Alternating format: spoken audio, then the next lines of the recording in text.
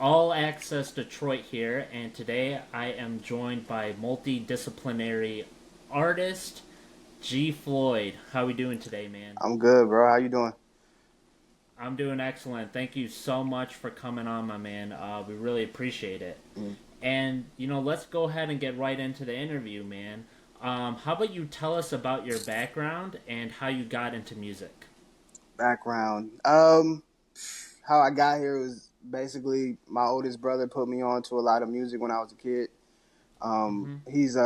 He's about 15 years older than me, so a real like father figure in a lot of ways. So just hanging out with him a lot, um, as a kid just put me on to so much music in the 90s, and it just made me want to tap in and see if I could bring something to the culture as well. The way I started, like just rapping when I just finally got the feeling to do it. Man, I was probably like maybe 10 or 11, 12. Wow. Tried to had some homies around the way that was like starting a group, and I was always the little homie around. And I was like, no, I Yeah. can rap. I was just like, yeah, I can rap. Yeah. And then they put me through almost what was like a boot camp. It was my one of my other brothers and one of the homies Clip. They would just like make me rap at random times, just Mm-hmm. whenever. Like we'd be in a church parking lot, and they'd be like, "Yo, freestyle right now," and I gotta go. I gotta freestyle. So Right. Trial by fire, man. yeah, Love it. And it's interesting how you mentioned those, 90s artists that kind of got you hooked on to making music. If you want to share, who some of those influential artists were for you at that time. man, through the '90s was probably there was a lot of Snoop, there was a lot of Jay Mm, Z, um, a large amount of Scarface. Man, a lot of Outkast, a little bit of classics. Nas, Mm, um, Dog Pound. Yeah, pretty much them. Those is what I heard. That's what I heard growing up, mostly around my brother, and a lot of No Limit. There was a lot of No Limit. Master sweet. P and Silk the Shocker and C Murder and like yeah, a lot of that too. Classics. Yeah. And I know you mentioned that you've been, kind of doing this since you were 10. But do you feel like that there was a particular song or project that kind of defined you as an artist? Mm-hmm. Yeah, I would say I started like rapping and writing when I was about 10. I didn't really start putting out music till I was about 18, Yeah. 19 though. When I felt like Mm-hmm. I had enough to do something with. Yeah, I have a record called Rollies and Camaros that was pretty much like okay, I can write songs. Like I can't Yeah. like it's a little deeper than just rap now. Like I can actually make a record. And I think Rollies and Camaros was the record that I wrote, and yeah, that was the one that kind of solidified it for me. Like, yo, we can go full force with this. Love it. And to you, what have been some of the biggest challenges that you've encountered while trying to make, along your artist journey? Hmm. Biggest challenges, I'm always, I don't know, learning about myself and then learning about the people around me. Like, I know that I'm never gonna quit. I'm never gonna stop. I'm always gonna be chasing these things. But if people around you aren't on the same journey as you, so as much as you want to take the homies with you, as much as Mm-hmm. you want to nah, that's my day one, like, you know what I'm saying? We went through it all together and now we rich and this, that, and the Yeah. third. That's not reality most of the time. Mm, So learning that was was kind of, it was a little stressful.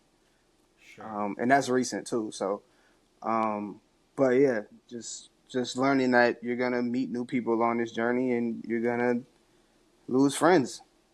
It's just part of the game. No doubt.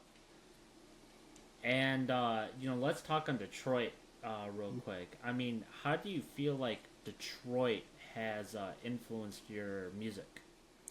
Well, being from Ipsy, which is like 25, 30 minutes down the road, we Yeah. did listen to a lot of city artists. So I would Mm-hmm. say I was like a real big Dusty McFly fan. And like, Okay. yeah, like right now I listen to a lot of payroll. Mm. So those artists are probably definitely my favorite. And I listened to Big Sean like real early, like when he had Get Your Song out, and you could only hear it when Mo Beats was in the mix randomly on Yeah.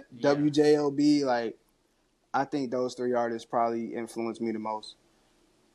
Still listen to all of them today. So That's yeah. sweet. Yeah, and it's interesting how you mentioned.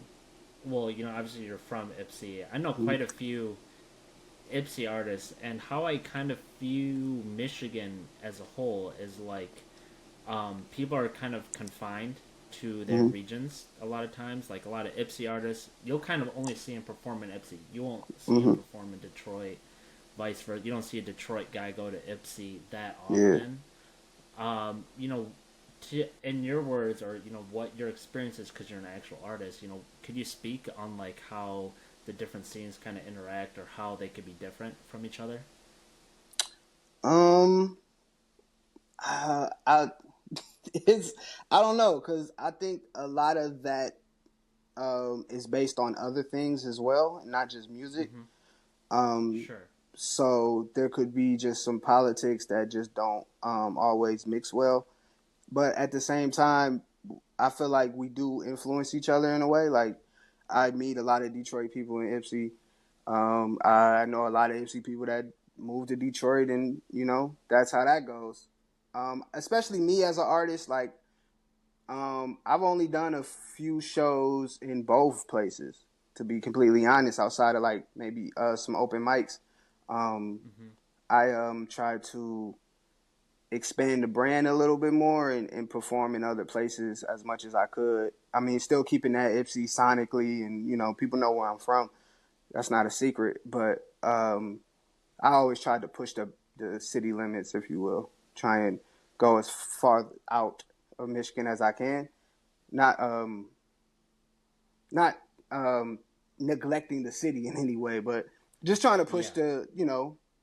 like somebody's got to represent for us in Philly or New York or LA or wherever we go. So like I felt like that was kind of my role. But in regards to the Ipsy Detroit thing, I'm not 100% sure, man. It could be a few different things. I wish we interacted more because I feel like we Mm-hmm. are stronger together. Um, but I'm not 100% sure either. Sure.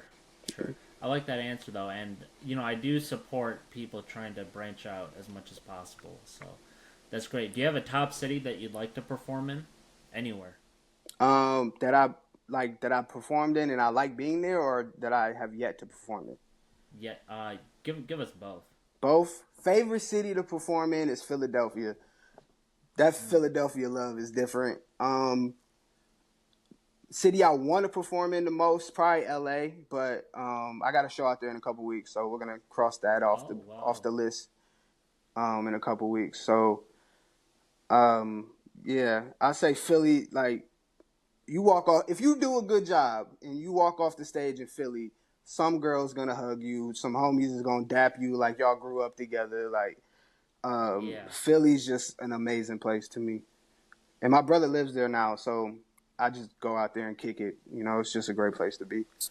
That's awesome, man. I've never been to Philly Oh, personally, so you gotta go. I got it. I got to. Right. And what brings you out to LA? I know you mentioned a Mhm. show, but anything particular about the show? Um, I mean, I love being in LA, and honestly, I've been doing a lot of networking and trying to expand the brand out there and seeing what I can do in terms of stepping this thing up a little more because that's where most of that's where the buildings are. That's where the labels are for the most part. And the entertainment industry as a whole is mostly in LA. So just trying to push things out there and expand more. Always trying to expand basically. Hmm. That's sweet. And could you walk us through your creative process when it comes to making new music? Yeah. A lot of it can go a couple different ways. I could hear a beat and be like, oh yeah, I know exactly where we're going with this.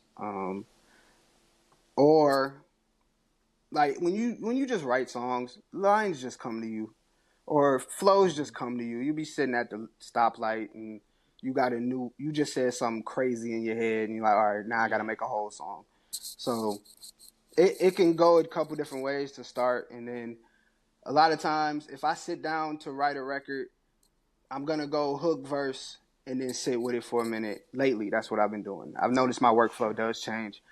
So I'll go hook verse, sit with it for a minute, make it sound decent so I can listen to it in the car, see if, are we going to keep writing on this, or are we going to save this for later? Am I going to try and get it to somebody else or what?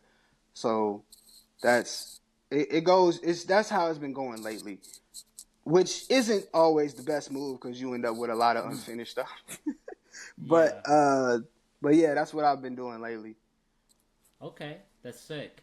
I will say that I feel like out of everyone that I talk to, I feel like every artist, like 90% of their stuff never sees the light of day. So Oh I yeah. don't think you got anything to worry about, like unfinished business or something. You know what I'm saying? It's just Yeah. how it is sometimes. And for you, I'm curious about because I really like your beat selection for a lot of your tracks, man. Thank you. And I'm curious, what do you look for in a beat for you to for a song? Honestly, I listen to so much stuff, and my roots in music didn't come from hip hop. Even though we talked about how I got started in hip hop, but my parents are old school. Like my parents were Mm, born in the South in the '50s, man. So yeah, that house was a lot of Stevie Wonder, a lot of Sly and the Family Stone, a lot of musicianship. So I try to make sure, like, if you listen to a lot of my records in the last couple years, there is some crazy bass line on there. I don't know what's been going on with me in bass lines, but there's gonna be a crazy bass line on there. So yeah, I just try and make sure I incorporate musicianship into my records, and then we go from there. And then the feeling just I try and listen to what a beat is saying. You know what I mean? Like, hmm, what's this record saying before I even write to it? Like, what's this telling me? So I just try yeah, and tap in with the music as much as I can to select my beats and write my records. for sure. And is there kind of an overall message that you try to convey through your music, or maybe specific songs that you can think of where you really try to bring messages home, stuff like that? Yeah, it's not. It's maybe an underlying message that these things are very possible. Whatever you want to do in life is very possible, no matter where you Hmm. started. You know, Yep.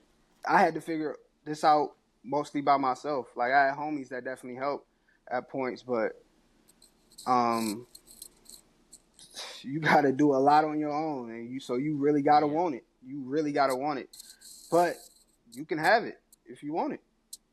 I know it's kind of simple to say, but Preach. that's really what it is. If you want it, you can have it. You just gonna have to work your ass off. I've seen that, yeah, Yeah, and it does seem to be like a motif in a lot of your tracks. That's yeah. sweet. And who have been your favorite people to collaborate with? Oh man, my homie Devin Blair, like these really my friends, so I get kind of excited when when we talk about collaborating with the homies. Devin Blair, Mike Uno, Quatiana, those are my favorites. Hmm. Q is Quatiana. She's uh she we don't have many records together, but she's like her personality is just so ill to me, and she's like a Yeah, real cool friend. And Dev is just like really one of the homies, like so for sure. And Mike too, of course. Like Mike really look out for me when I'm in LA too. So that's all. That's dope. yeah. And do you have any people that would kind of be like dream collaborations for you? Dream. A lot of them have passed away, man. I'm not gonna lie. Oh, really? I'm sorry to Yeah, hear. man. I want a Yeah. Marvin Gaye record bad. Yeah. um, or I mean, people I always aspire to work with. I would like a Snow Allegra record, Mm, or maybe a Dom Kennedy record, Currency record. The blog Oh era yeah. is really my that's really the era that showed me, hey, you can do this, bro. So I love the blog era, all the artists that came out of that. So definitely anybody from the blog era. I have a record with That's, Chuck English from the Cool Kids too. So that was like oh, a bucket list thing too. So shout out Chuck, man. He was real cool. that's tight. And if you could give any kind of advice to people just starting out, or like someone trying to enter the game, what kind of advice would you give them? Uh, go at go hard, man. Go as hard as you can. Go to the studio, write songs, do as much as you possibly can every day. You got to wake up every day and be like, "This is what we doing. We doing this every day." Every day you got to wake up and get to it, and don't be scared to be bad. You're gonna be terrible in the beginning. I still don't think I'm that good, but I just but I just keep Right. waking up and trying. You know what I mean? I think Nip got the greatest quote where he's like, the only thing that separates me from people is I didn't quit. And I just Mm, think you just got to wake up and go. You just got to go at it. that's smart. And where does the name G Floyd come from? Floyd was my grandfather, so he was like a very influential person in the neighborhood. My pops grew up in down south. They like named community centers after him and parks. Mm, So I just kind of wanted to honor him in a lot of ways. The G is kind of from something else, but Floyd is really just trying to honor my grandparents. Because as a baby, I spent a lot of time with them in Flint, and when they moved up here, they lived in Flint, so I was in Flint a lot. mm. So, yeah. Okay. So, G, what songs or projects are you presently most proud of? Most proud of. I got a record with Chuck English. I'm pretty proud of making that one happen, kind of spur of the moment and random. Um, it was like 2 in the morning here. I was just Yeah. like, it was I he in LA, so it was just like I don't know, like 10, 11 o'clock. Um, and I was just like, we. I just sent the record and he was cool with it, so we got that done. And you know what? Any record to where I've done like collabs with like R&B artists, and they're like Mm-hmm. singing the hook, and they trust my pen enough to write for them. I think that's a pretty big win for me, just because it's people I know can write. Like I know Mm-hmm. that they are nice, and they still trust what I've written, as opposed to what they could have probably came up with. So any record like that, I have a record like Around the World with this dude named Tej. That's pretty Yep. dope. I got a joint with Q that hasn't come out yet, but I worked on the hook for that for with her. She added a lot too, but she trusted me to write a good portion of that record. So Very nice. yeah. That's dope. And what are your thoughts on the evolution of hip hop over like the last, since you've been listening since the 90s? Man, I just missed the blog era. Uh, uh, yeah. Honestly, but I don't know. I don't like how it is the last several years. I'm gonna be honest with you. It seems a little too. Um, it almost like it's a hobby for people, but then it just became too easy to do, and then it became a hobby for everybody. That's how it feels. Like the music is so like you just gotta do this and that and that and that and you're good. And they've made things really the access level is really high. Like anybody can just get involved, and not just the talented people. You know what I mean? It was a point in time where it was like if somebody was in the studio, like working on some, like they normally had some type of talent, or they could write, or you know what I'm saying. Like obviously there was people that just went in there for whatever, they just had the money. So, Yeah. but like it just became a little too accessible. I feel like, and that's how we got this oversaturated market. Mm, You can just upload a song right from your phone, yeah. and you can make the song on the phone. and yeah, and it's just like that's dope in a lot of ways, but that also oversaturates the game, and it just makes it a little too easy for the BS to get through. And I think Got it. that's where we're at. It's more BS than quality. Hmm. Yeah. And when it comes to like marketing yourself, because I know Mm-hmm. you're making music videos, you're active on socials, really, and you're working with All Access Detroit here. Shout To out. you, what are the biggest elements to you, or you found the most success when it comes to your marketing or promotion? Honestly, and I don't want this to come off away, but just this is purely numbers and research and what I found. Like, um, women are gonna champion you, dog. So cater to them. They're gonna post your songs, and they're gonna listen to them on TikTok, and they're gonna come to the concert. They're gonna buy the merch. You know what I mean? At least in my experience. So it's like I've always just tried to, in terms of marketing, try and involve as many women as I possibly can from a business standpoint, whether it's posting a record, just because I know the influence that they have in general. Because Yeah, a pretty girl tells you to do something, a lot of times you're probably gonna do it, bro. Like, that kind but of yeah. yeah. So it's kind of like I just kind of like I noticed that works a lot, as well as just being relatable, just being like a real solid human. Like when you interact with people, you know, they'll remember how you made them feel, not just the music. There's like you'll meet them and they'll be like, "Yo, the songs is dope," but like, bro, like me and bro had a real good conversation. Like he's a smart dude, intellectual. We related on a lot of things. Like being like that and trying to do that through social media is really hard, but in person, like doing the shows or wherever you're out, just trying to be personable with people and a human. So Yeah, that's great. that's You great you marketing. kind yeah, you kind of remind me of this quote. I don't even remember where I heard it, but it's like where if you can like get the women there, the men will follow. Yeah, yeah, Yeah, kind of that like that. You know what I'm saying? Like we get a yeah, bunch of women at a show, dudes are gonna be there, right? yeah. Um, yeah, And now everybody's there. And now we jamming, and you know what I mean. So yeah, yeah. right. I'm with that, bro.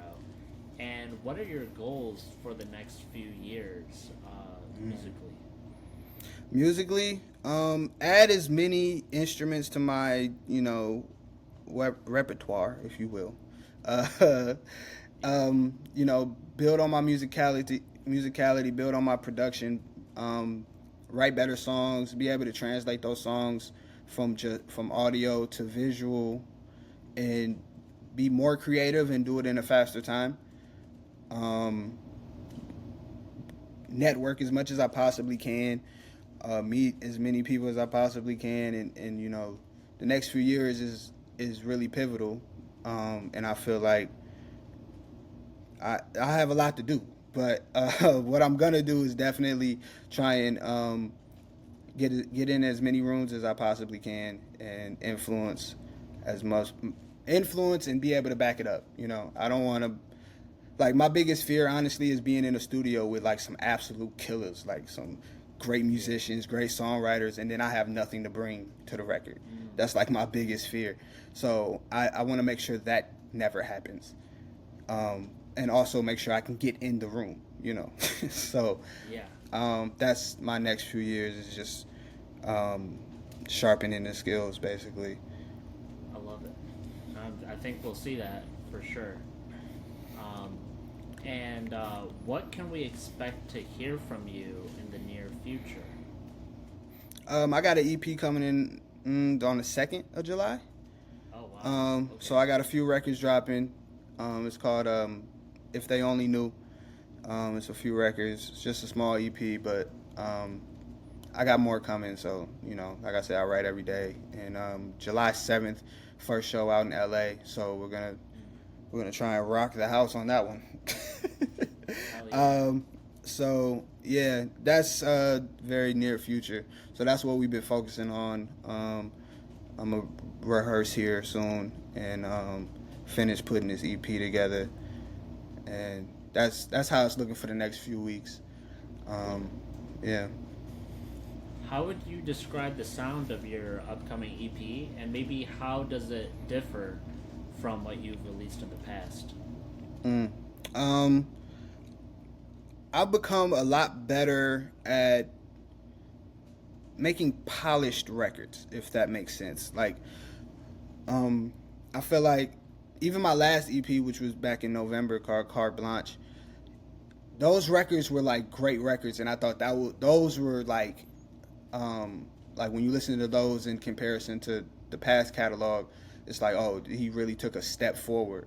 And I feel like on these, I'm just doubling down on that. You know, I'm just writing better records. I'm just better all around in the studio, and that's what I'm hoping to just continue to prove with these records, as well as my beat selection, which I think is getting better. Yeah. Even I've gotten compliments on my beat selection most of my career, probably all my Yeah. career, which I really appreciate, because that's a tip of the hat to like your ear and how you hear music. But I do want to continue to get better at that. Even though people compliment me on it, I feel like there's always room for improvement. So trying to figure out ways to add to the music as much as I can without um, making it, adding in good ways, if that makes sense. Yeah, Yeah. no, that's awesome, man. So I think we're getting pretty close to wrapping up the interview. If you got any kind of message for anyone, we'll say Michigan watching Mm-hmm. this, and then a message for your fans. Um, you know, feel free to bring it. Okay. To Michigan, I know we have a lot of talented artists, and I believe in every single one of y'all. But I'm the guy. Uh, I love everybody. Y'all have influenced me in a lot of ways, but I'm the one, and I'm gonna continue to prove that, regardless of if other people see it right now or not. It's gonna be evident when you come over this way and you listen to the jams, and when you kick it, you're gonna see like, oh, this guy's special. Um, so yeah, that's my message to Michigan. My message to my fans is, we're gonna keep getting better, and we're gonna keep proving them wrong. That's what we've always done, and that's what we'll continue to do until this thing is over. So keep rocking, and we're gonna keep growing. We're gonna keep getting better. Even when things seem like they could be the worst or they could be the best, we can always keep growing, and that's what we're gonna do. Kill it, kill it, love it, man. Appreciate it. Well, guys, that was G Floyd. Check out his upcoming EP when it's out. If you're somehow out in the LA area, Yes, why don't you sir. pop out July 7th. And he's in Philly all the time, so if you're in Philly, man. There you go. Shout out So, Philly, man. yeah. So, shout out G. Thank you so much for being part of this episode. We really appreciate it. Peep All Access Detroit. Thank you so much for coming on, and we wish you continued success, my man. Thank you. I really, really appreciate this, man. Yep. Peace out, guys.